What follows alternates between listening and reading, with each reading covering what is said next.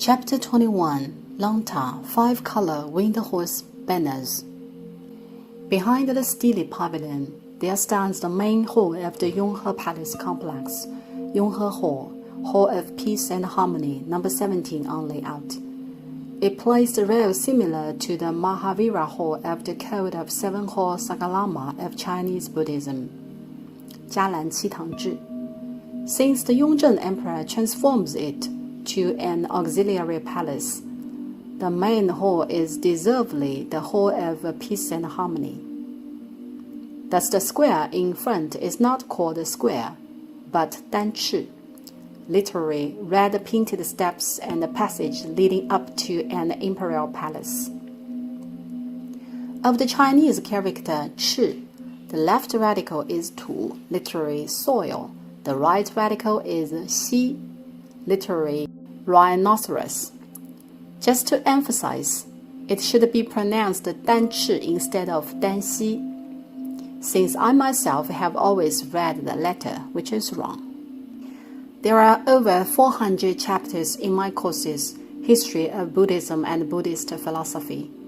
I have mistakenly pronounced some words, and quite a few audiences and students point them out in perseverance from the beginning till the end. If they are hurdles for your understanding, I have to say you probably are ill, and listening to my lessons wouldn't kill you at all. Thus, I would suggest you learn the Chinese dictionary first. You'd better listen to that type of lesson. Since there are over 1 million words in my course series, and I present about 3,500 to 4,000 words orally for each chapter, when I speak too fast and with too many words, I will straightforward pronounce as whatever was fixed in my memory marked during the childhood. Besides, the recording facilities are poor. Neither are the circumstances.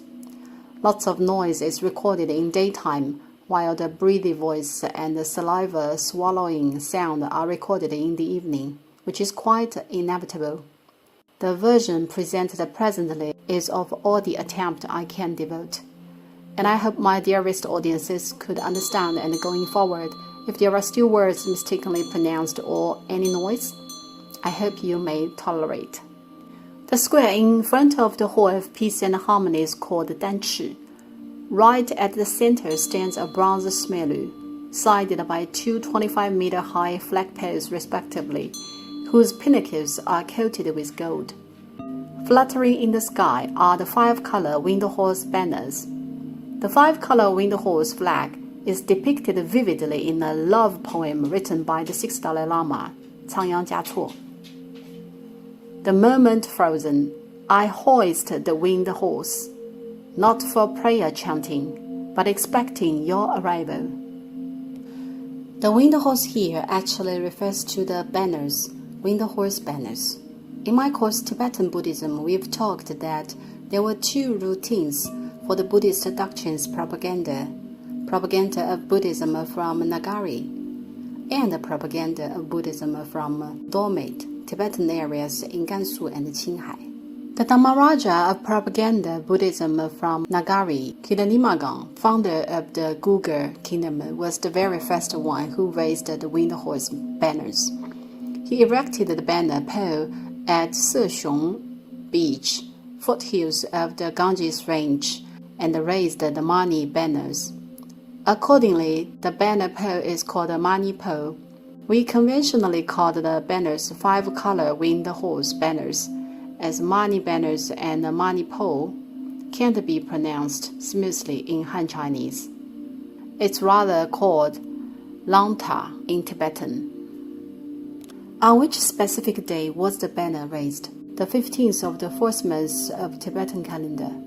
Since then, gradually, the 15th of the 4th month of Tibetan calendar has become the festival of the Tibetan Buddhism that is called the Sakadawa festival.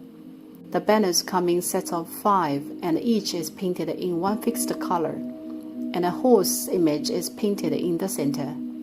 Therefore, they are called in Han areas 5-color wind horse. These 5 colors are the primary 5 colors in Tibetan arts, which are not only used in flags but also in tankas, sculptures, and architectures. The primary 5 colors are blue, white, green, red, and yellow. The 5 colors represent and imply 5 different elements respectively. For instance, blue apparently represents the sky, right? Blue sky. Strolling in the sky are the clouds, so white stands for clouds. Green does not represent the grassland, as the banners derived from the Tibetan Buddhism instead of Mongolia. It does if the origin is Mongolia. In Tibetan Buddhism, green stands for rivers and lakes, as Tibet is the birthplace of Mother River. Thus, green represents rivers and lakes. As blue refers to the sky, correspondingly, yellow symbolizes the earth. How about red? Fire lightens the civilization, so red represents flame and civilization. These are the implications of the 5-color wind horse flag. The 5 primary colors in the Tibetan arts mean differently in different art fields. For instance, sculptures versus tankas. Wind horse refers to the horse painted at the center of the banner. Why a horse? Horses mean spreading and extolling in Buddhism, since an illusion went that it was a horse carried the scrolls of Buddhist scriptures to the Baima temple, literally White Horse Temple. Therefore, horses symbolizes the Buddha Dharma is galloping all around and of expedition to all directions. In the 4 corners of the banner, 4 guardian animals are arranged respectively: a lion, a tiger, a dragon, and a garuda. The earliest wind horse banners was not what we see today, and certainly we may never know its original look. However, we know when it was shaped and fixed to the form we see presently. It dated back to early Song dynasty. Block printing was of great prosperity in early Song dynasty. Hence, the wind horses were printed instead of drawing or painting. The form was exactly imitating the way of wooden sculpted Buddhist sculptures. Besides, it has a standard wood block. Namely, the wind horse banners have standard printing wood block sets, which were printed by the chromatograph printing technique due to the demand of multicolors. The wind horse banners in the Yonghe temple is even more precious, as the woodcut was made by a famous Taogu. The 5th Jamyang Hutaktu Tenpai Gyatsen, who was from the largest Buddhist university of Gelug, Labram Monastery. Jamyang Hutaktu is from the reincarnation lineage of Labram Monastery. The flag poles on the 2 sides of the hall of peace and harmony are strung with the 5-color wind horse banners. Then here comes an issue on Buddhist doctrines: whether flag poles should be erected in temples and whether flags should be raised. Here I will answer this question to all. Firstly, there is no institution of a flagpole standing in Buddhist doctrines. Secondly, flagpoles have been erected in Han Chinese temples since the temples were built. Thirdly, no flagpoles are regulated to be erected in Tibetan temples.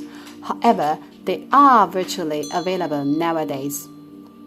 First of all, as said, there is no institution of flagpole standing in Buddhist doctrines, and it is impracticable since the flags of ancient India differed from the ones of China presently seen. Flags of China are of single side, which are easy to be hung on the flagpole. The flag of ancient India was not a piece of cloth but a cylinder which is infeasible to be hung on a flagpole, right? There is a terminology in Buddhism called Dvaja, which looks like a pillar.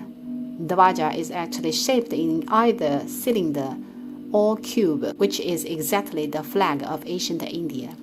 Secondly, flagpole standing in the Han Chinese temples has been carried on since its appearance, but without any significance of Buddhist doctrines. It is merely a symbolic and a commemorative form because flagpole standing is the government office system of ancient China. Originated extremely early, the system of the government offices of ancient China has the requisition to erecting rag posts and raising banners for office setting up, by which our local religions were influenced greatly. For example, Taoism. Flagpoles must be erected at the gate of the Taoism monasteries.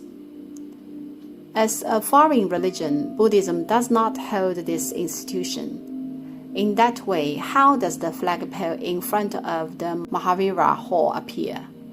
It is just a memorial to commemorate the White Horse Temple, the first temple of Buddhism in China. In the 10th year of Yonghe period, 67 CE, the Ming Emperor of Eastern Han Dynasty, Kashyapa Matanga and Dhammaranya, came to Luoyang with a white horse carrying the scrolls of Buddhist scriptures. That very time period in the history of Buddhism is called 法语西来，大道东流. Coming from the west, the reign of Buddha truth fertilizes all beings, which paves the way extending to the east. Liu Zhuang, posthumously known as the Ming Emperor of the Han Dynasty, guested them to dwell in the Honglu Temple, treated cordially by the protocol department of the Ministry of Foreign Affairs. Honglu Si, as the government office, has a flagpole erected, strewn with a flag of Honglu. Later, Dhammaranya and Kashyapa Matanga built the earliest temple in China outside the Yongmen, city gate of the west, Baima Temple, White Horse Temple. 寺庙 means temple in Chinese, and the character 寺 derived exactly from the 寺 of Honglu Si, Honglu Temple. Otherwise, it can directly named followed by 庙. Chinese 庙 for most of the time nowadays, 寺, 庙 or 寺庙 are all translated into temple or monastery. However, 庙 in China referred to a place serving the ghosts in Chinese legend and ancestors. That's how the character 寺 temple originated. As the White Horse Temple was built based on system of the government office of the Han Dynasty, we had no idea of how the Indian temple looked like. The government office of Han Dynasty just built the building in highest rank based on Chinese style. Well, the temple is ready. Now please preach the Buddhist truth.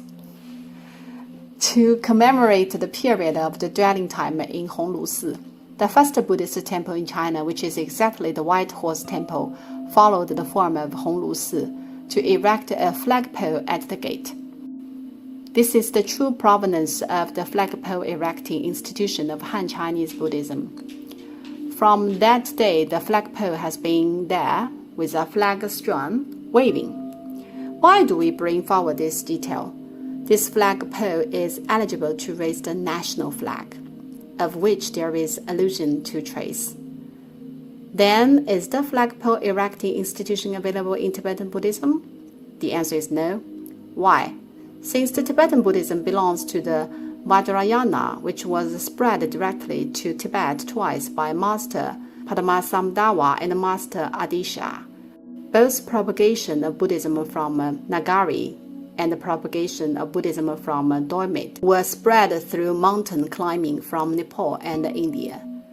There has been no such institutional flagpole erecting at all. Let's turn back to the fact that the winged horse banner was raised by Hidanimagan of the Guga kingdom. Well, he initiated the tulip, but he did at Seshong beach instead of temples. Piling stones or erecting a flagpole is not traditional Buddhism, but shaman, which is to offer sacrifices to heaven, nature, and the gods of the earth. There were some types of shaman in the primitive religion in the world. Namely, there were different shaman rituals. Shaman in China is one of them. Hence, the tradition of erecting flagpoles and hanging winged horse banners in Tibet is actually the same as the tradition of piling stones on grassland to commemorate immortality days in Mongolian shaman. Erecting flagpoles in wild lands, river beaches, or slopes are not Buddhist rituals, so they are erected elsewhere but not inside the temples. Then how did the flagpole in Tibetan temples appear? During the Yuan dynasty, many Lama temples in Beijing city, for example, Huguo Temple, the largest Lama temple, did not have flagpoles. The flagpole was designated to the Tibetan Buddhism compulsorily by the emperor of the Ming dynasty. Well, we Chinese temples erect flagpoles. Why don't the Tibetan temples? When time dated to the Qing dynasty, with the tradition raising the winged horse flag went, the erecting of flagpoles in Tibetan Buddhism was then remained since then. But not all the Tibetan temples have. Well, that is all for the origin and development of the flagpoles erecting institution in temples. We will talk about the bronze smelter at the center of Danchi, of the Hall of Peace and Harmony.